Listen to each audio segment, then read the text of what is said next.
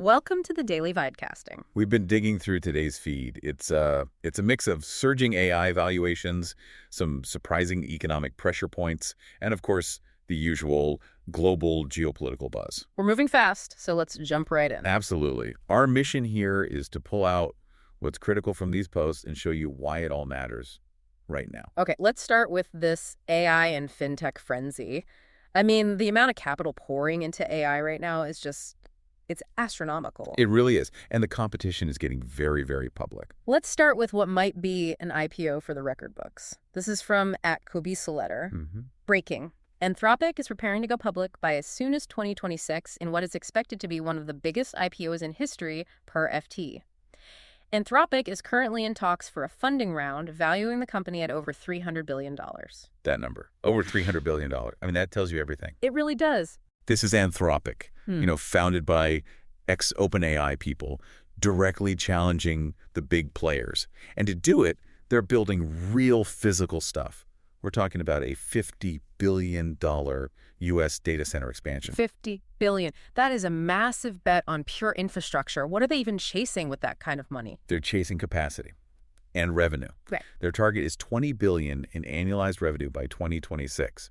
So this isn't just about, building a slightly better model. Yeah. It's about owning the infrastructure to train and deploy the next generation of AI at a scale we haven't seen before. So a 2026 IPO could actually rival something like Alibaba's debut. It absolutely could. This just shows you where all the capital is flowing. Right. And speaking of that AI race, sometimes the biggest moves, they happen, well, a little more quietly. Exactly. This next post, it connects the dots for a lot of developers who saw a major contributor just vanish. This one is from @3DXR. How funny is this? And it's pointing to a developer who just stopped all his GitHub contributions. And the developer community thought this was hilarious because the silence from Jared Sumner, who was the lead for the Bun JavaScript runtime, was a huge mystery back in October.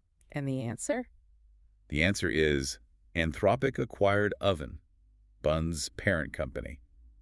Sumner and his team, they joined Anthropic specifically to work on AI coding tools. That's a textbook Silicon Valley acqui-hire. I read it was a single 4-hour walk with one of their execs that sealed the deal. It was.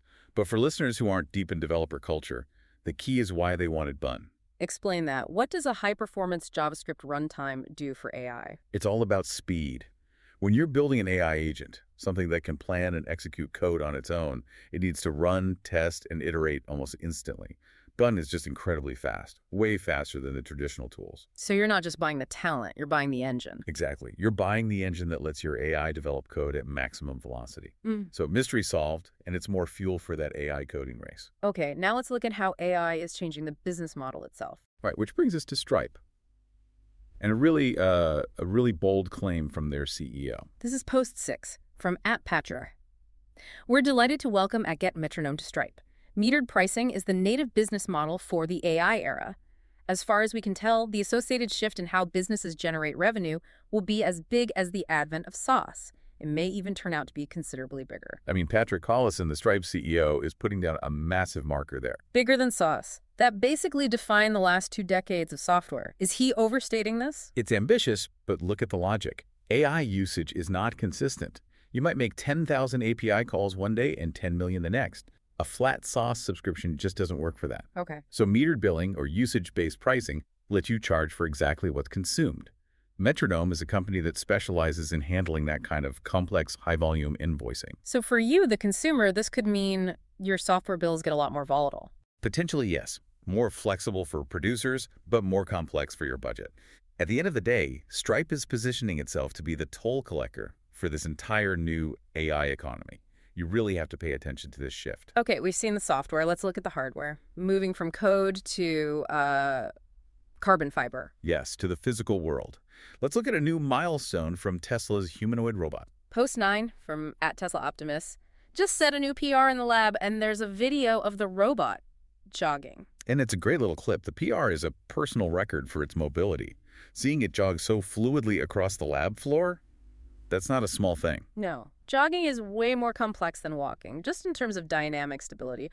What does this signal about their timeline? It signals they're getting serious about production. They've made key hires, like that former Apple engineer Yilun Chen, And the target is pilot production of thousands of units by the end of the year. For factories, for homes. Both, eventually. You can see the anticipation in the community response. It's a mix of genuine awe and then, the usual jokes about getting it to fetch a beer. Right. People are ready to see this stuff in the real world. Okay, let's pivot. From the AI frenzy to the sheer scale of global infrastructure and how our own digital lives are changing. And we have to start in space. The scale of what's happening up there, it just keeps accelerating. Post 1 from @SpaceX. Deployment of 27 at Starlink satellites confirmed. So on the surface, that's a routine tweet, but the numbers behind it are just extraordinary. This was SpaceX's 60th orbital mission this year. 60th. 60 missions in 1 year. And they've deployed nearly 2,900 satellites in 2025 alone. The total constellation is now over 10,000 satellites. Just to put that 10,000 number in context, that's more than all the satellites humanity had launched for decades, right? Many times over, yes. They've completely changed the game. The network is now supporting over 5 million users, and they're getting latencies under 50 milliseconds. It's not expansion anymore. It's building a new global utility at warp speed. Unbelievable. Now, speaking of platforms changing, let's talk about one that actually listened to its users. Well, one very loud and influential user anyway. A big win for creators. Post 4 from @MKBHD. YouTube listened. YouTube Recap is live today and shows all the channels and genres you watched most during the year. This is Marquise Brownlee, of course, announcing YouTube Recap.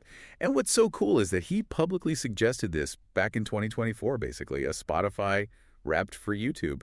And they did it. It's always great when a platform actually listens. Did he share his own recap? He did, and his numbers are wild. He watched content from 1,880 different channels this year. Wow. Which is about 5 times the average viewer. Everything from high-end tech to ultimate frisbee. It's a fun feature because now we can all see just how niche or how weird our own viewing habits really are. I'm almost afraid to look at mine. Okay, so let's tie that idea's personal data to a new AI capability. This one is pretty clever. Yeah, this is where you get the intersection of real, live data and creative AI output. This is Post 8 from @NanoBanana. It seems like a lovely day in London. Use the prompt below on Nano Banana Pro to make cute images of a location with live weather conditions. Make sure you have search grounding enabled to get the current weather. So this is from Google DeepMind, promoting their new image model.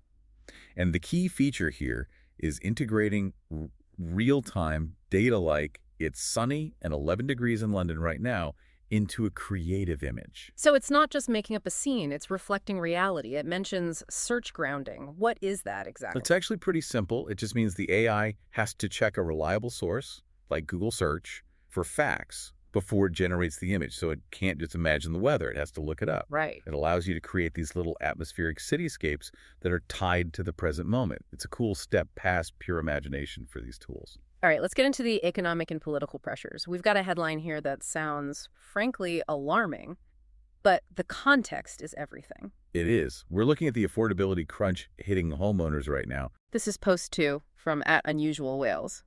U.S. foreclosures jump 20% as more homeowners fall behind on mortgage payments per ADM. A 20% year-over-year jump. I mean, that's a headline grabber for sure. We're talking over 25,000 properties in October. And the driver's what you'd expect. High interest rates, plus rising insurance and taxes. It's squeezing budgets. A 20% jump sounds like we're heading for a crisis. Is this enough to make the Fed rethink its strategy? That is the big question. But the key thing experts are stressing is that this is not 2008 all over again. Why not? Because the lending rules put in place after the global financial crisis are so much tighter. This isn't a systemic failure of the whole system. It's a sign of real financial pain for specific, overextended borrowers, people who bought at the peak, maybe. So affordability strain, not a systemic collapse. That's a critical distinction. A very critical distinction. Okay, moving to politics. A special election result where you have to look past the winner to find the real story. Exactly. It's all about the margin. This is Post 10 from @BennyJohnson. Major breaking. Trump-endorsed Matt Van Epps wins the special election in Tennessee's 7th congressional district, defeating Democrat Afton Benn. This is a huge E-win. And look, he did win. The Republican, Matt Van Epps, secured the seat, 53.3% to 45.6%. So the GOP holds it. But the math is what's fascinating here. Tell me about the math. Just last year, Trump carried that same district by 22 points. A huge margin. Van Epps won it by about 7.7 points. That's a huge swing. A massive swing. Yeah. And political analysts are looking at that and seeing one of two things. Either Democrats are surprisingly motivated and resilient in an off-year race, or there's a serious Republican turnout problem, even in a deep red stronghold. So the seat stays red, but that much narrower spread is the detail everyone is really watching. That's the real story. All right, finally in this segment, a major drama unfolding in Europe. A corruption story hitting right at the heart of the EU. Yeah, this is a big one. It's sending shockwaves through Brussels. This is from @BricsInfo. Just do it. Former EU Foreign Policy Chief Federica Mogherini arrested for fraud charges. And Federica Mogherini is a very, very high-profile figure. She was the EU's top diplomat. Now she's the rector at the College of Europe, and the charges are tied to procurement irregularities there. What are the specifics? Allegations of leaking tender details, basically fraud related to an EU-funded program. But what's really driving this story, what makes it go viral, is the irony. Right. Her whole job was promoting rule of law globally. Exactly. A former top official whose role was to champion good governance is now facing internal corruption charges. It's a massive headache for the EU's image. The perception of hypocrisy is really potent here. Okay, let's finish up with a couple of quick culture updates. First, some huge news for Premier League fans. Yeah, Chelsea fans have been waiting a long, long time for this. 2.5 months. This is Post 7 from @Fabrizio Romano. Amoresca. Cole Palmer is available. He was on the bench last game. With 10, it was more complicated for Cole because he needs to come back in terms of fitness condition. The idea is to give him some minutes until he can play 90. So this confirms it. Cole Palmer, their star attacker, is back after just a brutal string of injuries since September: groin, toe fracture, muscle issues. And the manager is being cautious. Very cautious. He's planning a gradual return. Limited minutes at first, just to build his fitness back up so he can handle a full 90-minute game without getting hurt again. This is huge for them. Getting him back, even for a bit, totally changes the dynamic for their campaign heading into a busy period. Absolutely.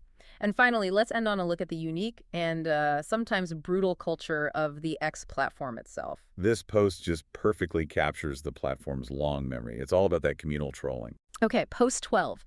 In Nigerian Pidgin from @John3222226. I too like Twitter. Go answer her now.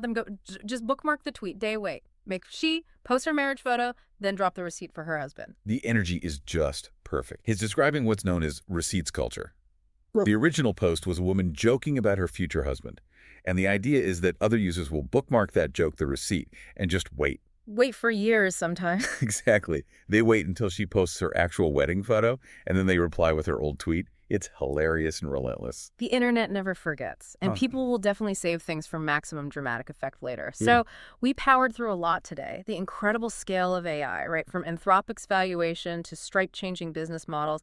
We saw Tesla's robot jog. Then we hit the economic pressure, the foreclosures, and the political signals coming out of that Tennessee election. And the thread connecting so much of this is the pressure of rapid change. Yeah. You have this massive capital investment chasing the future in AI and space. Yeah. But at the same time, the present economy, with those foreclosure numbers, is clearly straining under high interest rates. It's a real divergence.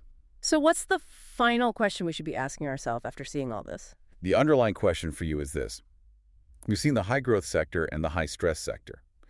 So what overlooked segment of the economy, maybe one that relies on older infrastructure or business models, is going to be forced to adapt most quickly to everything we discussed today? Think about the industry that's caught right between those two powerful diverging forces. That's where the real change is going to hit next.